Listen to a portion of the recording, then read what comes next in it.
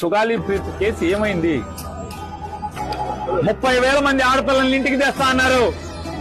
ఏ ఆడపిల్లని తీసుకొచ్చి ఎవరికి అప్పు చెప్పారు? పవన్ కళ్యాణ్కి హెచ్చరిక జారీ చేస్తున్నాం.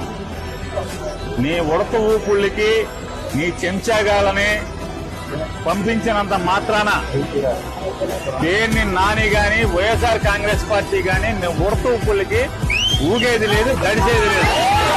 ఎన్నికల ముందు వరకు కులాల పరంగా రెచ్చగొట్టి ఇవాళ మతాల పరంగా రెచ్చగొట్టేటువంటి దౌర్భాగ్య నీచ రాజకీయాలు చేస్తున్నటువంటి పవన్ కళ్యాణ్ని ఎండగట్టాను.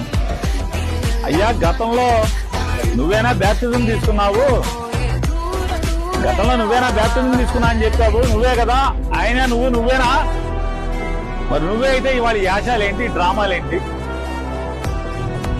అంతకుముందు యాశాలేంటి, అంతకుముందు భాష ఏంటి, అంతకుముందు డ్రామాలేంటి? ఇవాళ ఒక బాధ్యతాయుతమైనటువంటి ఉప ముఖ్యమంత్రి పదవులు ప్రభుత్వంలో ఉండి బాధ్యత లేకుండా ప్రవర్తించడం ఇది సిగ్గుమాలిన తనం కాదా అని నేను ప్రశ్నిస్తే, నిన్న మధ్యాహ్నం నేను ప్రశ్నిస్తే ఆర్గనైజ్ చేసుకుని సిగ్గు లేకుండా ఒక 50 మందిని పోగేసి తాగిచ్చి మా సందు మొదట్లోకి వచ్చి 4 కేకలేస్తే దొడుస్తారా?